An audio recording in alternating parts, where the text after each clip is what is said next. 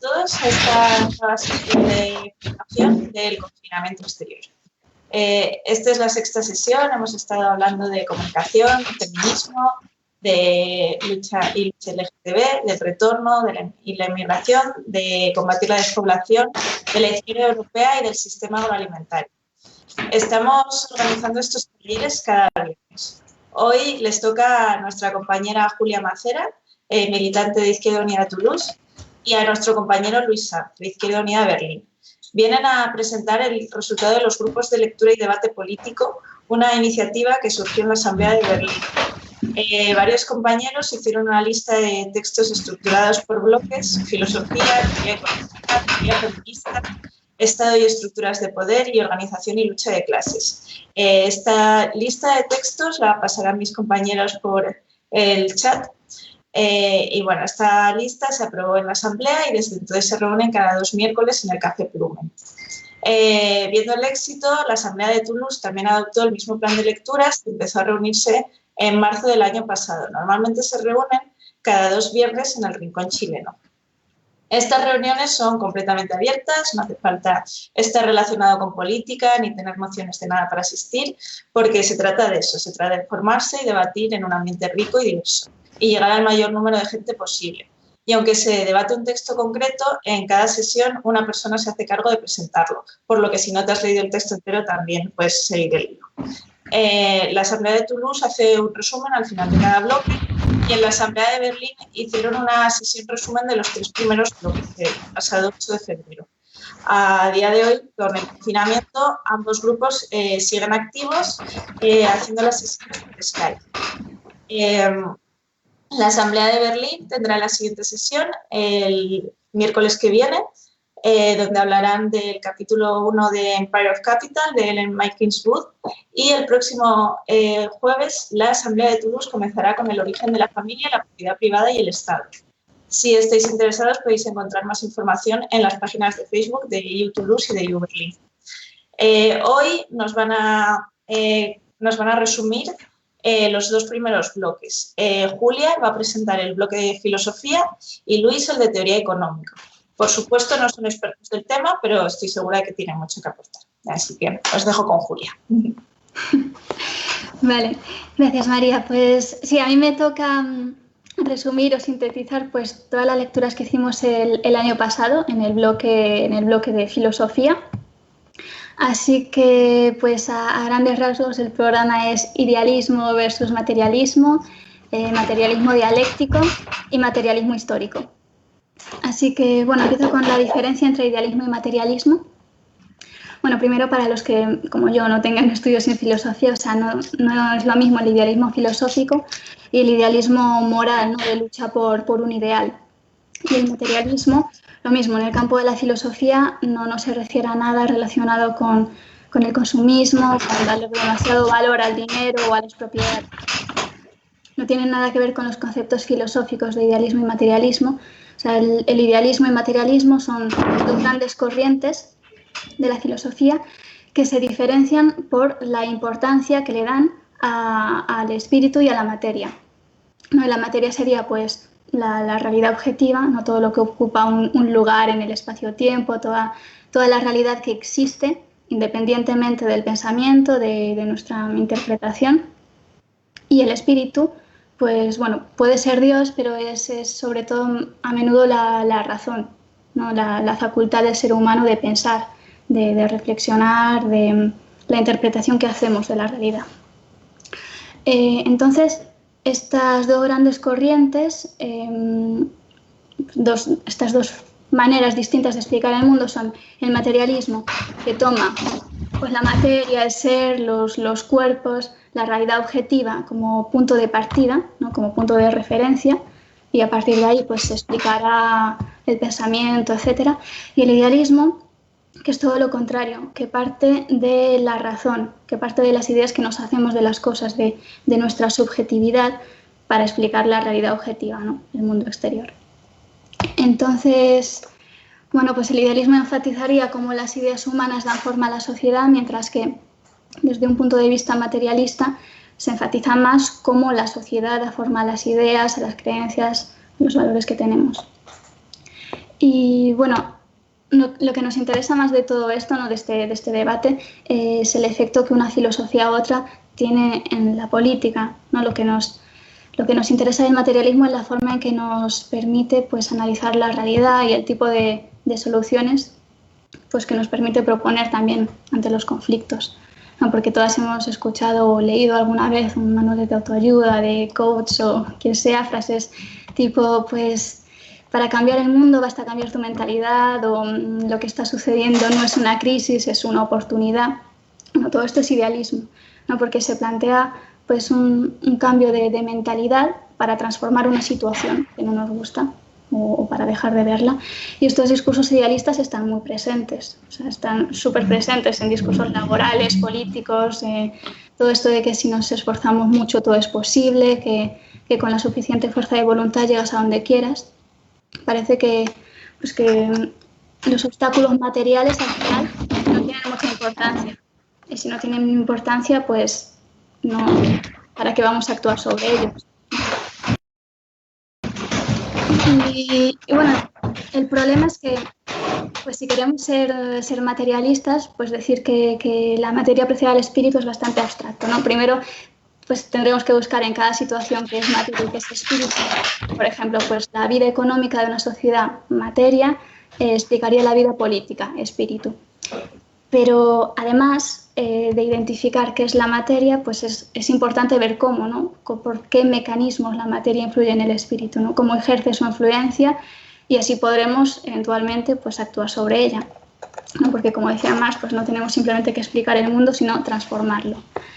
Entonces, bueno, paso a la dialéctica, porque el marxismo sería el materialismo dialéctico, pero antes, en oposición a la dialéctica, está la concepción metafísica, ¿no? Que tendría unas características principales que serían pues, la inmovilidad de las cosas, ¿no? Cierto carácter eterno, que las cosas son como son, que siempre han sido y siempre serán así.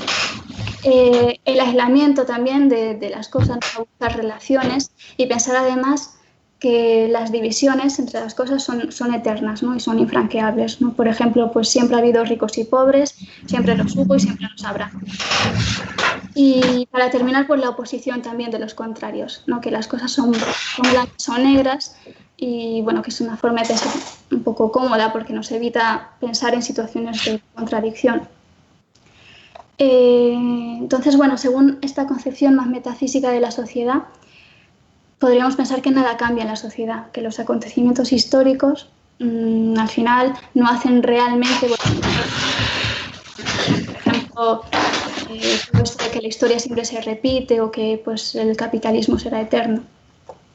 Y la actitud marxista pues, es completamente contraria a esto, ¿no? O sea, la concepción marxista es dialéctica. La dialéctica Marx y Engels la toman de Hegel, ¿no? Que decía que el universo, pues, en el universo todo es movimiento, todo es cambio, que nada está aislado. Pero Hegel era idealista, ¿no? Para él la idea precede a la realidad, y Marx y Engels están de acuerdo con su concepción dialéctica, pero piensan que el sentido es justo el contrario, ¿no? Que las ideas se modifican porque la realidad objetiva se modifica.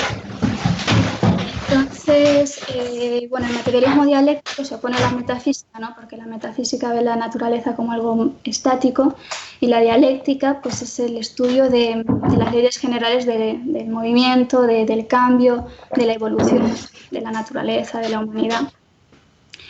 Y bueno, entonces según la dialéctica todo cambia, o sea, la realidad está en constante transformación, y además este cambio viene dado por una lucha de fuerzas contrarias que hay en todas las cosas, ¿no? Es decir, no es un cambio mecanicista de un lugar a otro, ¿no? Provocado por una fuerza externa. El cambio, la evolución es un proceso interno. La lucha entre fuerzas contradictorias es lo que va provocando la evolución de la naturaleza, de las sociedades, pues lo que sea. Y entonces el materialismo histórico pues, consiste en aplicar el materialismo dialéctico al estudio de la historia. El materialismo histórico pues, entiende los procesos históricos a través pues, de esta dialéctica materialista. Y todo esto de la lucha de los contrarios, aplicada al estudio de la historia, pues los contrarios serían las clases sociales que tienen intereses opuestos. Y bueno, de ahí viene esa famosa frase de la historia de la sociedad es la historia de la lucha de clases, o el motor de la historia es la lucha de clases. Aunque bueno, cuando más habla de la historia quiere decir, no es que todo evento que haya sucedido tenga que ver con la lucha de clases, ¿no? O sea, habla de la historia a nivel macro. La lucha de clases lo que explica es la transición de una época histórica a otra, ¿no? Por ejemplo, la lucha de clases pues, fue el motor de la transición del feudalismo al capitalismo. Porque, bueno, más lo que explica es que hasta ese momento lo que dominaba en la historia era una producción más idealista, o sea, se hablaba de lo que habían hecho los reyes, de hazañas de conquistadores, de las ideas de personajes ilustres, y no se hablaba de la historia de la gente que producía, ¿no? No se hablaba de la historia de los pueblos. Y más se escribe entonces en La ideología alemana, que es uno de los libros que leímos en el grupo, que el primer acto histórico pues, es la producción de bienes para satisfacer nuestras necesidades. O sea, que el ser humano necesita primero, antes que nada, pues comer, beber, tener un techo, antes de ponerse a hacer política, ciencia, arte, o lo que sea. Y bueno, esto, que puede sonar un poco obvio, más luego va más allá. Dice que la producción material, o sea, no simplemente permite sino que determina su naturaleza. O sea, determina el tipo de política, de cultura, etcétera, que va a existir en la sociedad. Entonces, bueno, eso, el modo de producción pues, es la base sobre la que se van desarrollando el Estado, el derecho, el arte, la religión. O sea, la base de toda esa superestructura jurídica, política, cultural, es la estructura económica y no al revés, como hasta entonces se había ido diciendo. Y bueno, esto lo que significa es que la estructura económica pone unos límites, ¿no? A la vida cultural o política. O sea, no es tanto que se dicte un solo conjunto de ideas posibles, sino, por ejemplo, en una sociedad capitalista pues no existiría el marxismo. Pero bueno, sí que dice que sería sorprendente que en esta sociedad capitalista la gran mayoría de escritores, los medios de comunicación, los políticos, pues fueran revolucionarios, ¿no? Más dice que, claro, que esto no es un accidente, que la cultura, el derecho, la política, todo esto, toda la forma de pensar más común de una sociedad, pues está muy ligada a los intereses de la clase dominante, ¿no? Y tiene como función mantener el status quo. La religión, pues, producirían ideas que legitiman el sistema. Y bueno, luego el materialismo histórico, pues, entonces le da un papel central a los modos de producción, ¿no? Que serían pues una combinación de las fuerzas productivas y de las relaciones de producción. Las fuerzas productivas serían pues todo tipo de recurso o de herramienta que se use para producir. El trabajo humano es una fuerza productiva, pero un ordenador también puede ser una fuerza productiva, cualquier recurso. Y las fuerzas productivas pues están conectadas con un tipo determinado de relaciones de producción, que son relaciones entre clases sociales. Y bueno, más cree que las fuerzas productivas se van desarrollando a medida que avanza la historia y que puede llegar un momento en el que las relaciones sociales o las relaciones de producción existentes pues se convierten en un obstáculo para que se sigan desarrollando las fuerzas productivas. Y bueno, entonces aquí en este momento pues habría una contradicción, una tensión, pues el terreno se empezaría a preparar, ¿no? Para que estalle una revolución social, la lucha de clases se agudiza y puede suceder que otra clase social tome el poder. O sea, todo esto lo que significa es que al final para más el ser humano tiene un papel muy activo en la historia. O sea, nos describe como un agente transformador de la realidad. Porque al final, aunque las cosas puedan parecer, ¿no? Un poco eternas, al final la sociedad pues no es ni producto del azar, ni viene escrita en nuestros genes, ni viene dada por ningún dios. O sea, la sociedad la hemos creado nosotras y nosotras entonces podremos cambiarla. Entonces, bueno, nada, para terminar ya, intentando hacer una síntesis, pues la filosofía del marxismo sería el materialismo dialéctico, ¿no? Que tiene como noción central el cambio, la evolución y la aplicación del materialismo dialéctico al estudio pues, de la sociedad humana, de la historia, es el materialismo histórico. Y esta teoría está por el desarrollo de las fuerzas productivas, unos sistemas de organización social van dando lugar a otros. y explica también que las instituciones políticas, religiosas, son la superestructura que refleja y se basa pues en el régimen económico de la sociedad. Y entonces, bueno, después de llegar a la conclusión de que el régimen económico es la base sobre la que se erige toda la superestructura política, pues más se dedicó sobre todo al estudio de ese sistema económico. Pero esto ahora lo va a presentar después el compañero.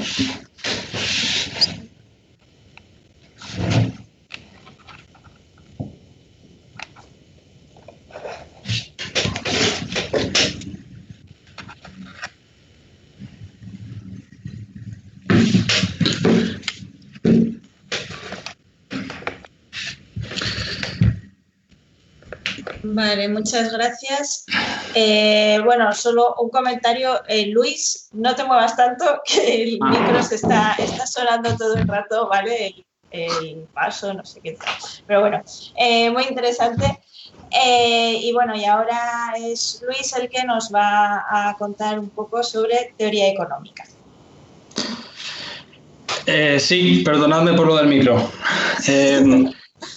Efectivamente, bueno, como lo que hacemos en los grupos de lectura, y es lo interesante también comparar lo que hace Julia o lo que hacen en Toulouse con lo que hacemos en Berlín, el que haya un determinado orden tiene un sentido, ¿no? Y es que el bloque que viene antes sirve de base teórica para el siguiente.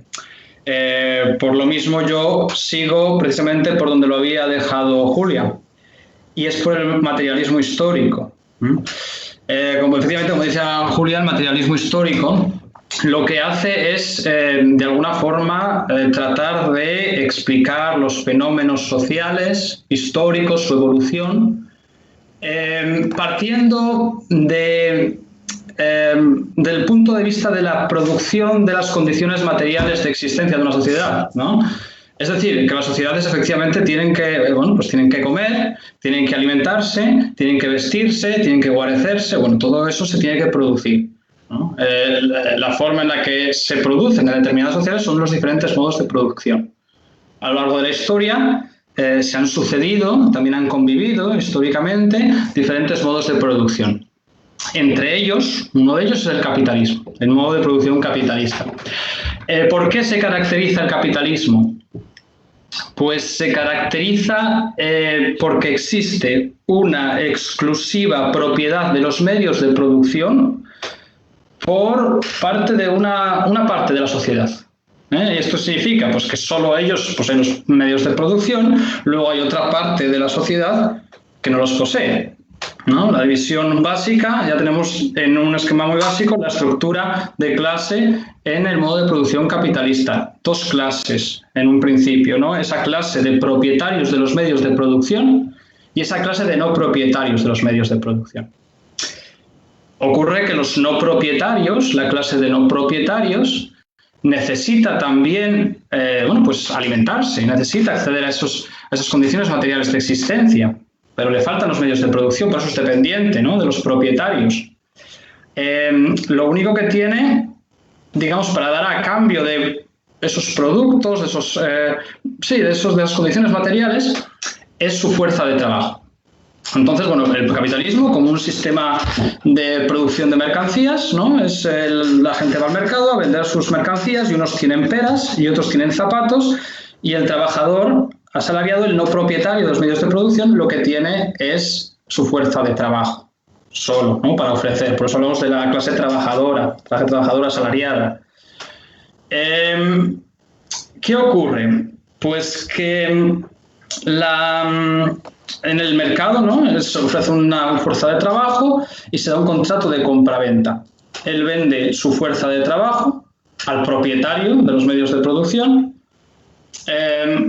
Y esto, aquí vemos, es un elemento muy interesante, porque aquí vemos cómo se condensan componentes ideológicos, políticos del capitalismo, en tanto que, en ese contrato de compraventa, en tanto que realmente el trabajador es libre, ¿no? Es trabajo asalariado libre.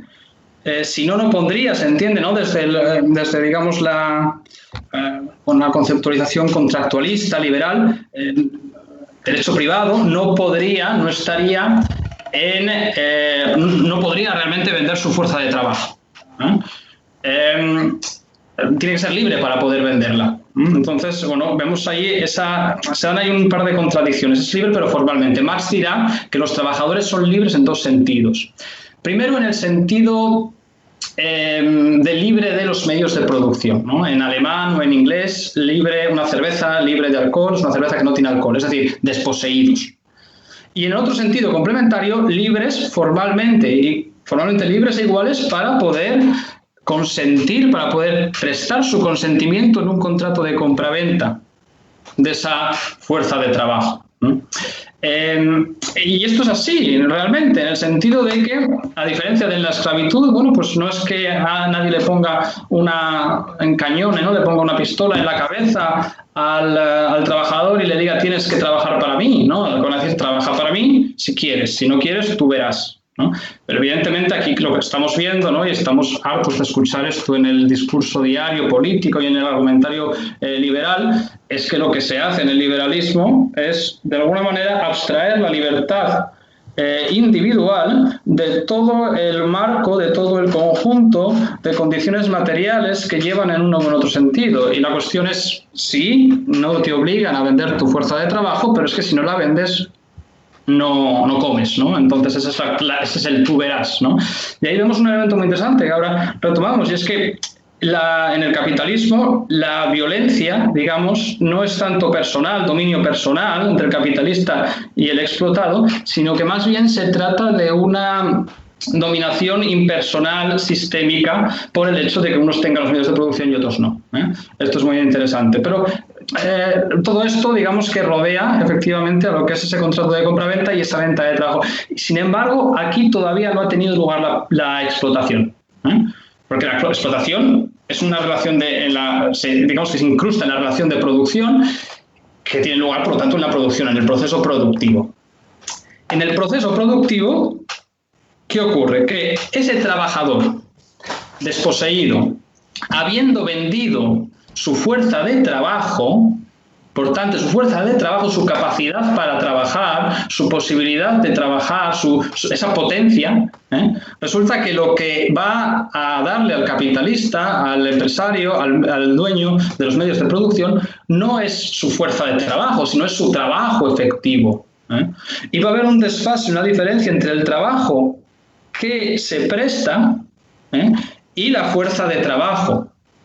Digamos que en el trabajo va a incrustar el trabajador más valor en el producto, en la mercancía, en el servicio que se vaya a dar, si se entiende esto como trabajo productivo, va a meter más valor que aquel necesario para comprar la fuerza de trabajo. Ese es el valor extra que el explotador, es decir, el capitalista, es decir, el dueño de los medios de producción, está extrayendo del explotado.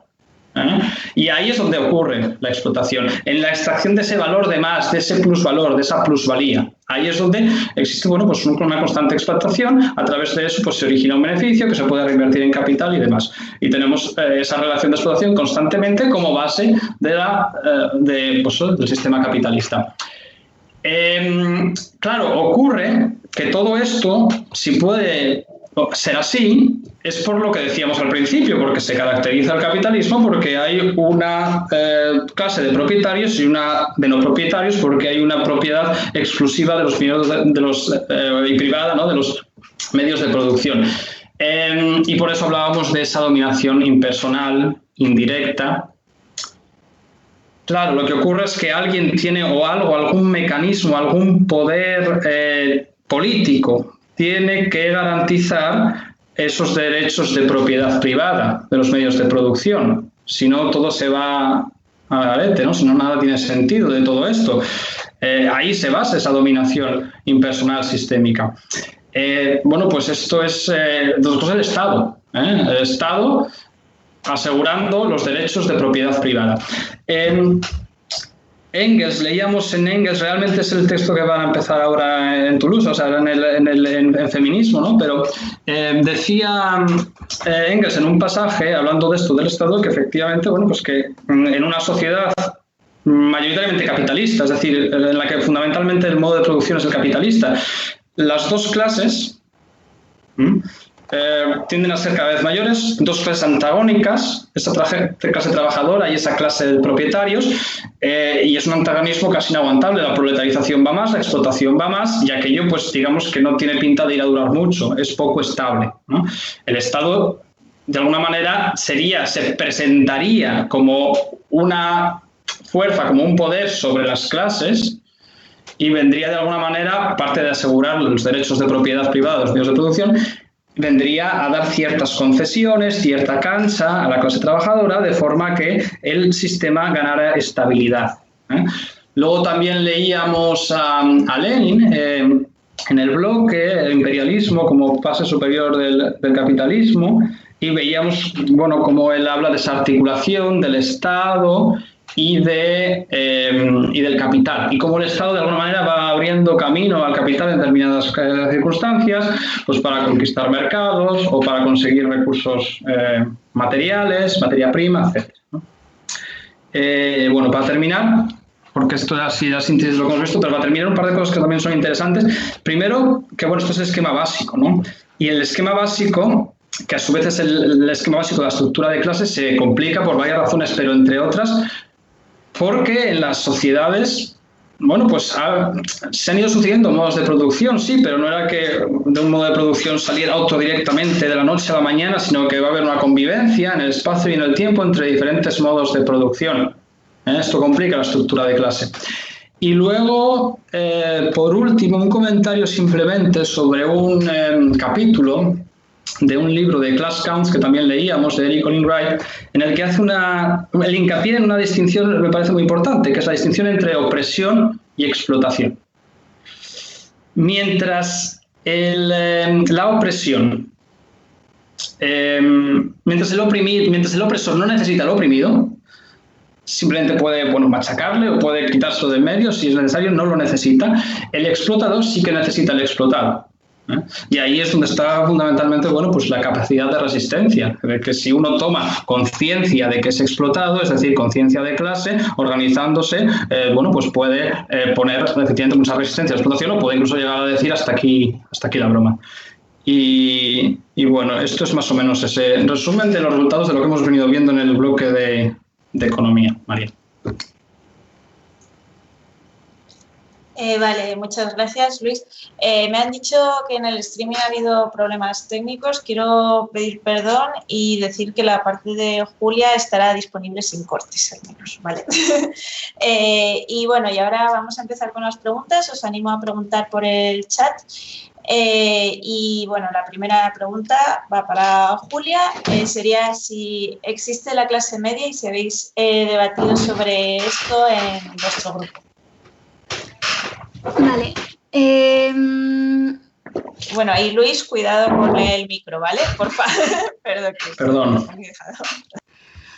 No hemos debatido realmente sobre la existencia de la clase media. Sí que en el capítulo de Class Counts bueno, yo no sé pronunciar el nombre de Eric, yo le voy a llamar Eric, sí que habla un poco de situaciones contradictorias, ¿no?, que puede haber dentro de las clases sociales. Claro, es que hay dos polos, la burguesía y la clase obrera, pero entre estos dos polos hay matices, y esto pues también era una cosa de la que siempre se habló, la que mismo más habló. O sea, es un modelo que necesariamente va a simplificar un poco la realidad, como cualquier modelo, ¿no? Es por eso que es útil. Pero yo creo que, no sé, como te digo, el debate no lo hemos tenido. En caso de que exista, yo diría en principio que sí, ¿no? Luego a ver lo que opina el compañero. Yo diría que en principio sí. O sea, no es lo mismo la clase obrera, que sí que ya tiene una posición determinada dentro de la producción, una posición estratégica que sobre la explotación más directamente, de la clase media. Para mí hay diferencias, pero creo que, no sé, creo que al final lo que es más útil es preguntarse cuál es el interés de clase, ¿no?, de una clase o de otra, sus objetivos, qué es lo que al final les conviene. Porque, bueno, Eric hacía también la diferencia entre los intereses de clase, ¿no?, que pueden ser inmediatos, ¿no?, dentro de un modo de producción dado, ¿no?, que no lo cuestionan, de los intereses de clase fundamentales que cuestionan directamente el modo de producción. Y Y bueno, no sé, él hablaba, por ejemplo, que para la clase obrera, pues los intereses, un interés inmediato podría ser pues una subida de sueldo, pero que la lucha por el socialismo, por ejemplo, pues sería el interés fundamental. Y yo creo que con la clase media pasa lo mismo, o sea, que comparte este interés fundamental por el socialismo. O sea, lo comparte porque al final vivimos en un sistema que se ha estructurado, ¿no?, alrededor de un principio inviolable, que es el derecho a la propiedad privada de los medios de producción, derecho a enriquecerse a base de la explotación, y esto nos ha llevado a que pues, estamos viviendo en un mundo un poco extraño, ¿no? O sea, un poco extraño en el sentido de que la forma en que organizamos las prioridades pues, no tiene demasiado sentido, todo está subordinado a la expansión del capital. Pues esto es una cosa que también dice Mertes en el libro este del que habló Luis, de la clase obrera en la era de las multinacionales. Dice como hoy al final hemos llegado a un punto en el que hay una pequeñísima fracción de la población que controla prácticamente toda la producción, ¿no?, todo el trabajo, la educación, los medios de comunicación, la forma en que nos organizamos como sociedad, todo. Y el problema es que, o sea, controlan todo esto no en beneficio del desarrollo social, del progreso, nada, sino, o sea, con el único objetivo de seguir aumentando sus beneficios. O sea, esto desde fuera, esto pues, es un poco delirante. Y al final lo que pasa es que ahora mismo la propiedad privada de los medios de producción pues es el obstáculo principal al progreso, ¿no?, de la humanidad, en fin. Así que bueno, eso. No sé qué te parece a ti, Luis. La cuestión de las clases medias, ¿verdad? Claro, yo pienso que, bueno, a veces desde la izquierda tenemos bastante desconfianza, y con razón, a cuando se habla de clase media o de clases medias, porque, bueno, hay que tener en cuenta que, como tantas palabras, el término clase tiene diferentes acepciones, ¿no? Entonces no es lo mismo hablar de clase en un sentido de teoría marxista que en un sentido, podríamos decir, más coloquial, o que en un sentido, no sé, de teoría sociológica, incluso liberal, teoría de clase liberal, porque lo que ocurre es que, bueno, uno puede hablar de clase y se está refiriendo pues a una capa social, a un estrato social, que puede tener, por ejemplo, diferentes ingresos, ¿no? Y entonces uno hace una escala y puede haber tantas clases como uno quiera, baja, media alta, media baja, alta, ¿no? Claro, el problema de esto, que puede ser muy interesante para muchas cosas, también para la política, también para la izquierda, pues qué estrato social se comporta electoralmente de una manera o tiene ciertos hábitos. Lo que ocurre es que no es el término marxista de clase, ¿no? El término marxista de clase, lo que comentábamos antes, incluye en él la explotación. Es decir, las clases fundamentales en el capitalismo son explotados y explotadores porque el capitalismo es un sistema de explotación. Entonces, bueno, los otros son, pues sí, términos descriptivos, pero no van a la raíz sistémica de esa diferenciación entre clases.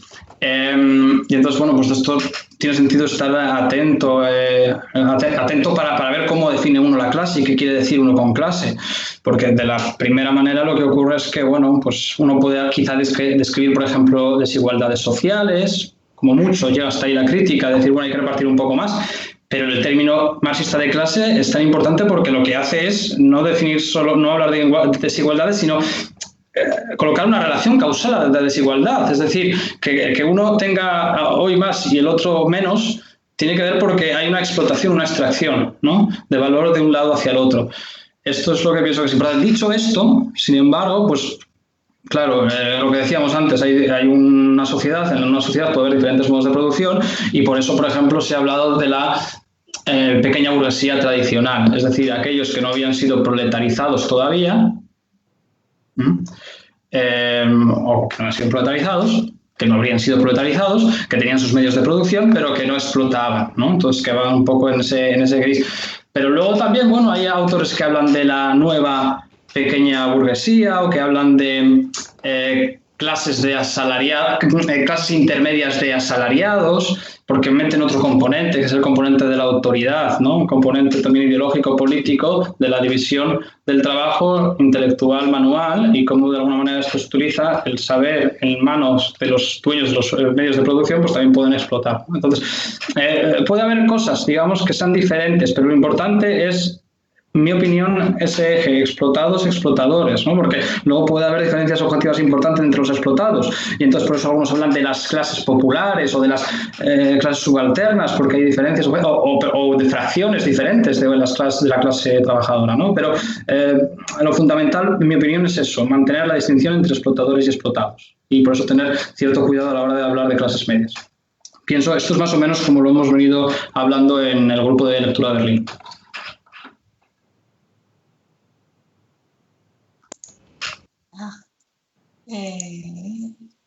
Vale, muchas gracias. A ver, pues la siguiente pregunta sería si creéis que poner el acento en la revolución hace que desde el marxismo se rechacen la democracia o las reformas. Y bueno, Sile, Luis.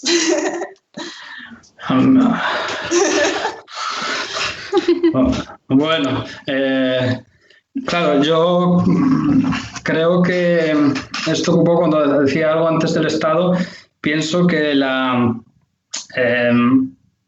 hay que entender que una reforma en un Estado capitalista, en un principio, bueno, pues lo que hace es, podríamos decir que lo que hace es estabilizar el propio sistema. Pero, sin embargo, hay que tener en cuidado que también hay que luchar, digamos, esa batalla, y que la lucha de clases tiene lugar en el seno, por así decirlo, del Estado.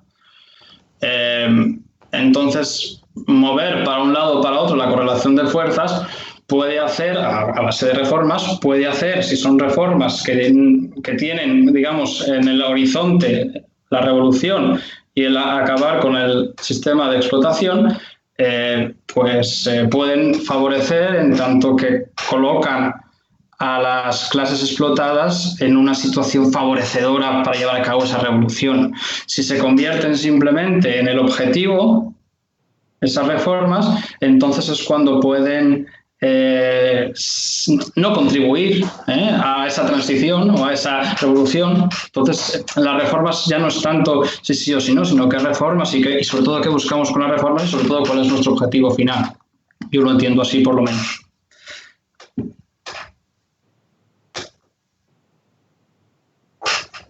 Vale, si puedes añadir tú algo, Julia. Sí, que bueno, básicamente estoy de acuerdo con lo que dice Luis. O sea, que sí que, aunque bueno, sí que oponemos reforma y revolución, pero en general las dos van un poco juntas. También quiero decir, las reformas, los cambios que se van haciendo dentro del mismo sistema, a veces son muy importantes.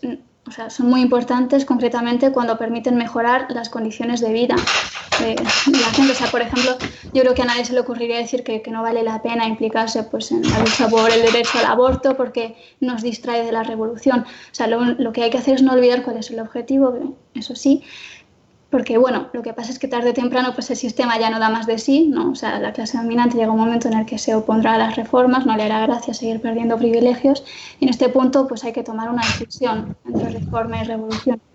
Pero creo que por lo general van o deberían ir avanzando juntas. Vale, muchas gracias. La siguiente pregunta también va para ti, Julia. ¿Podrías desarrollar un poco la idea que comentabas de los discursos idealistas presentes en la actualidad, en el si quieres, puedes, etcétera? Porque se puede pensar en el idealismo como Dios o elementos irracionales superiores, pero me parece muy interesante esa idea, si la puedes desarrollar. Sí, es la idea de que, claro, porque a veces simplificamos un poco demasiado y en vez de hablar de idealismo hablamos de espiritualismo al final, y nos estamos oponiendo a la idea de que existan pues seres incorpóreos y bueno, la crítica de Marx yo creo que es mucho más interesante que eso. O sea, no es una defensa del ateísmo, es una defensa de que tenemos que actuar sobre la realidad material. Más ejemplos de eso son, bueno, es un poco todos esos discursos que decía que se centran en que, bueno, en el individuo, ¿no? Todo viene del individuo, lo que más importa es la motivación de cada persona, sus ideas originales, su capacidad de hacer. Y es como que todo el entorno de la persona pues pierde valor. O sea, no sé, me has hablado mucho de la identidad personal también como constructo social. O sea, para él en realidad nos vamos conformando como personas en base a nuestro entorno, ¿no? Y nuestro entorno de cierta forma nos limita. Y por eso es tan importante cambiar el entorno. Si queremos realmente cambiar nuestra forma de ser, nuestra forma de pensar, tenemos que actuar sobre el entorno. No significa que la educación, por ejemplo, no sea importante, obviamente lo es, pero no es suficiente. Además de cambiar las mentalidades, de cambiar la educación, etcétera, hay que hacer cambios en la vida material. Ese es un poco el interés de esta visión materialista. Vale. La siguiente pregunta sería si tenéis alguna referencia en particular donde se profundice en la diferencia entre opresión y explotación. Luis. El capítulo sobre el que hablaba es, creo que lo han subido los compañeros al chat, la lista o un enlace al lugar donde está la lista de las lecturas. Las que hemos ya leído, las que se van a leer, ¿no? El programa de lecturas. Y ahí entre ellas debe estar en algún lugar del bloque de economía Class Counts de Eric Olin Wright. Y el primer capítulo es un libro que, bueno, es un tratado sobre clase con mucho input empírico también, ¿no? Pero los primeros capítulos y los últimos es, digamos, todo lo teórico, y en el primero hace hincapié en esta distinción. Vale, muchas gracias.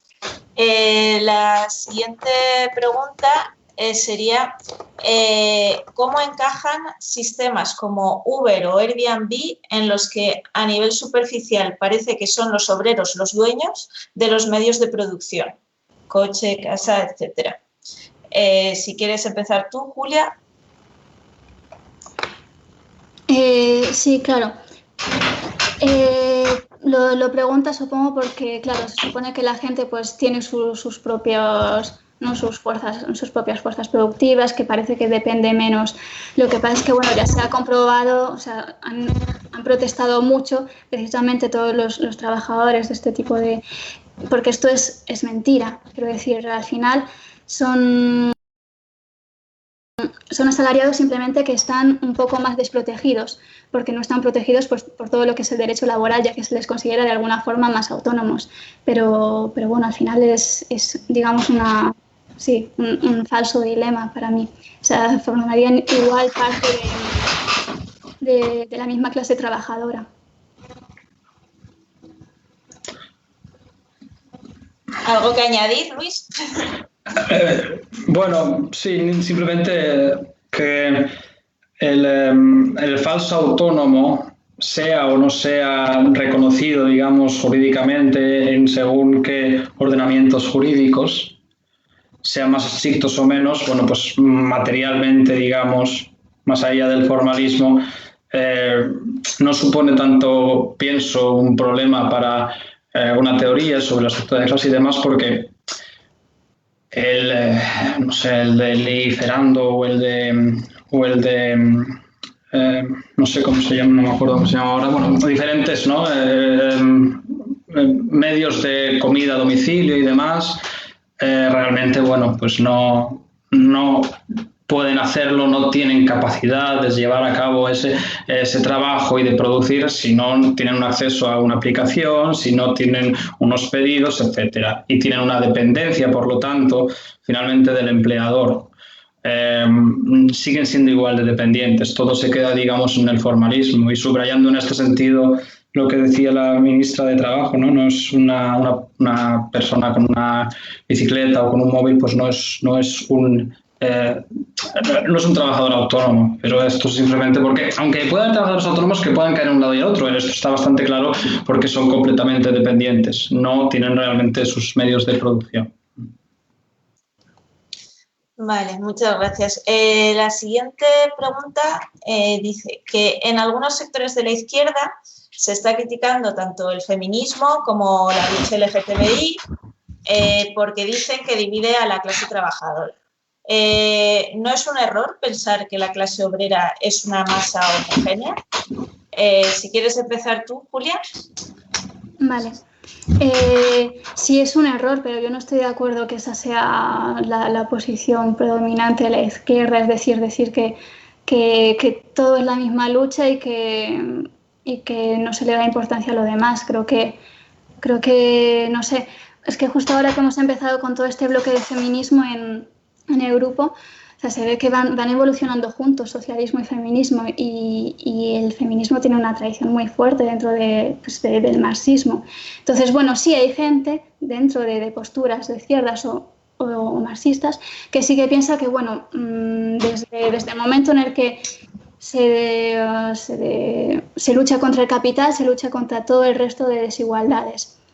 Pero creo que hoy ya está superada esta visión. Creo que ya hemos entendido que necesitamos también luchas un poco más específicas para dirigirnos a situaciones más concretas. Y creo que es lo que estamos haciendo, vaya. Yo también lo creo. Luis, ¿quieres añadir algo más? Bueno, que es el reto, pienso, ¿no? El darse cuenta de que hay diferentes luchas y diferentes antagonismos reales, objetivos, materiales, que tienen su especificidad, que son específicos. Y sin embargo, la izquierda, en una izquierda, digamos, no sé, marxista, pues uno trata de articularlos todos juntos, y tratar de ver cómo la lucha feminista es la lucha de clase también. Por poner este ejemplo.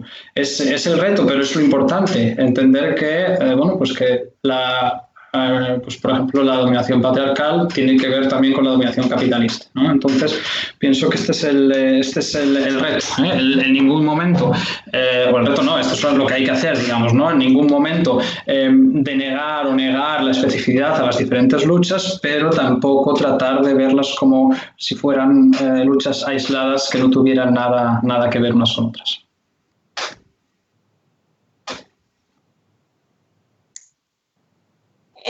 Vale, muchas gracias. Pues de momento la gente parece que no está preguntando mucho por el chat. A ver, ¿queréis comentar?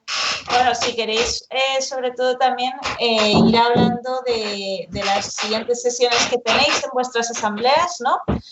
Ahora, ¿qué bloque estáis leyendo en Toulouse, Julia? Feminismo. Empezamos hace un mes, creo. Sí, llevamos ya pues 3 sesiones. Empezamos con Flora Tristán.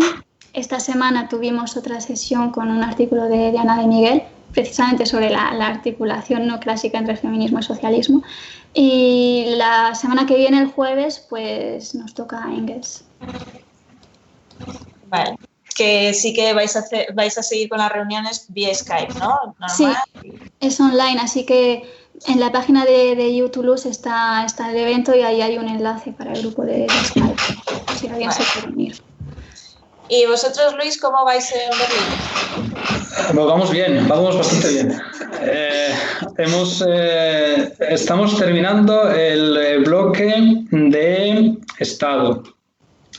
Muy interesante, unas discusiones muy interesantes y bueno, hemos leído, no me acuerdo ahora de todos, pero bueno, están ahí, ¿no? Pero bueno, hemos leído la Guerra Civil en Francia de Marx, hemos leído también a Lenin, a Rosa Luxemburgo y nos queda poquito para terminar el bloque y luego empezaremos con el siguiente, Organización y Lucha de Clases.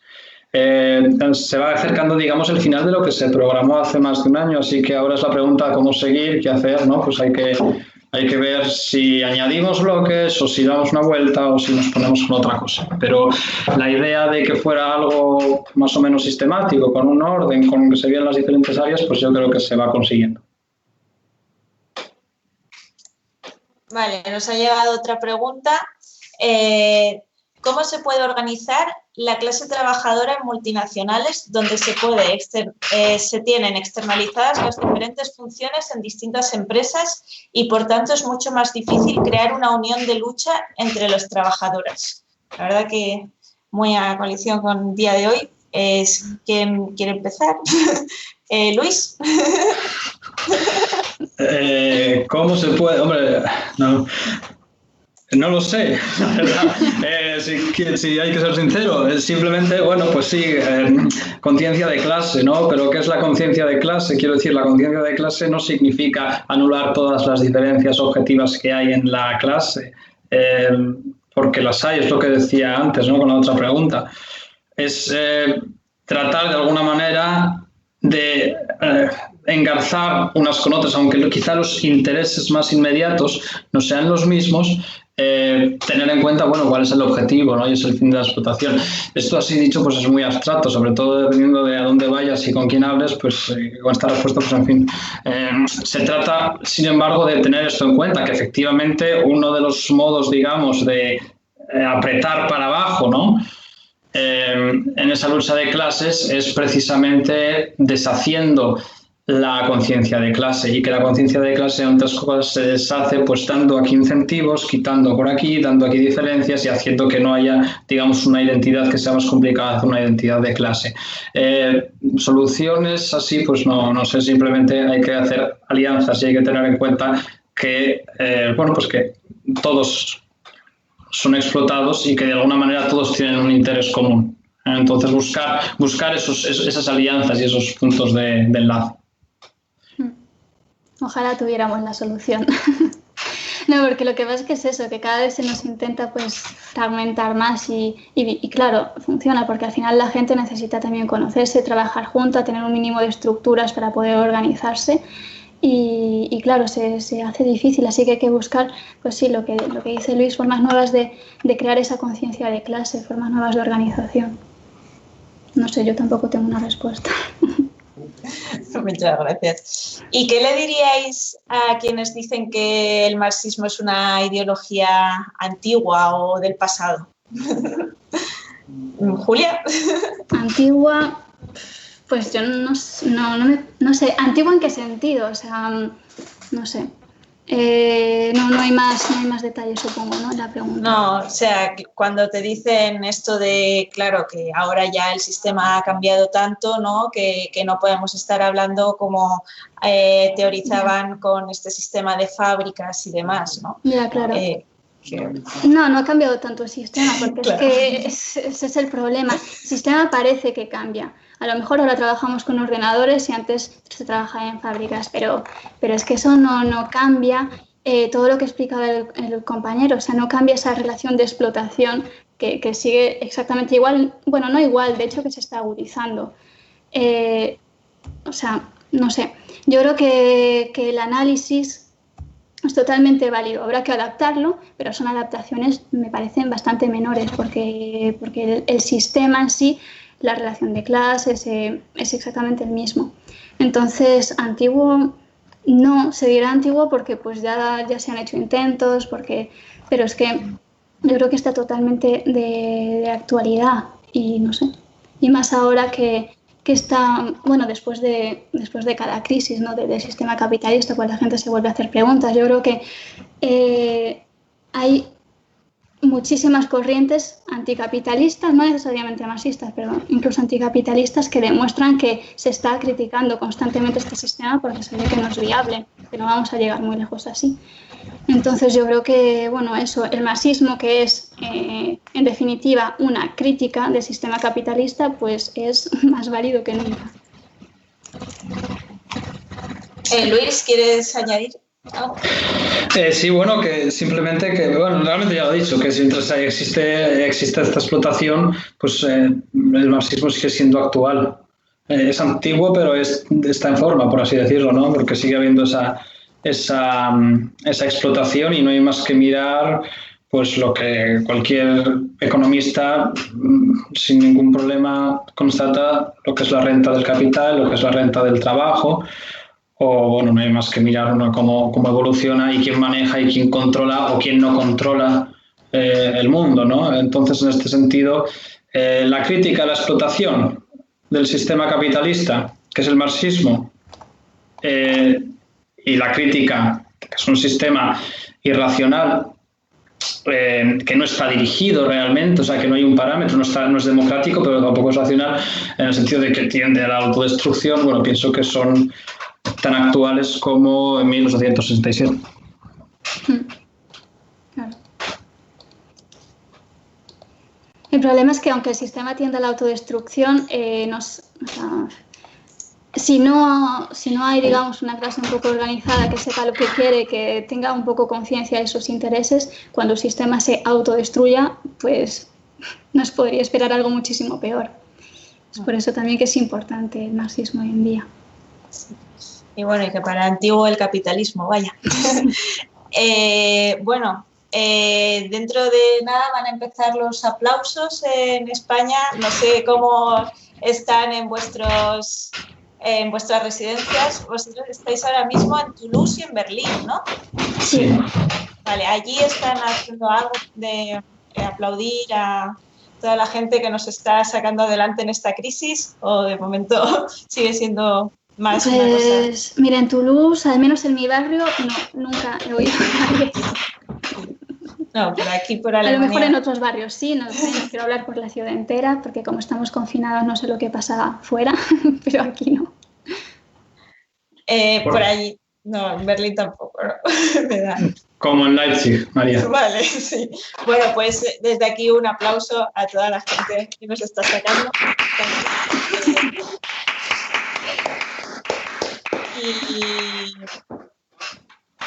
Y bueno, me preguntan también si podéis hacer alguna recomendación literaria de marxismo para dummies. Luis. Estaba pensando en el primer, no es para dummies, no es que suena un poco mal, ¿no? Pero el primer libro de todos, ¿no? El de Pulitzer, es el Fundamentos del marxismo, que leímos al principio, en el primer bloque de filosofía al principio. Ese podría ser interesante, ¿no? En esa introducción general, ¿no? del marxismo. No sé, Julia, si tienes tú por ahí, si puedes decir el nombre y el... Sí, a ver, los tengo aquí. A ver, espera que... Tengo que entrar en el bloque de filosofía. Era Principios elementales de filosofía, dices, de Pulitzer. ¿Luis? Sí. Y luego también están los cuadernillos aquellos de Martha Harnecker, que también son muy escuetos. Esos pueden ser interesantes también. Sí. Puede ser. De lo que leímos en el segundo bloque, yo creo que está bastante bien el de Mertens, el libro de Mertens de la clase obrera en la era de las multinacionales, porque es bastante actual, así que creo que para empezar también sirve. En Berlín nos resultó un poco polémico, porque no a todos nos gustó tanto, pero sí, puede estar bien. Bueno, Pulitzer también es polémico. Sí. Polémico yo creo que va a ser todo.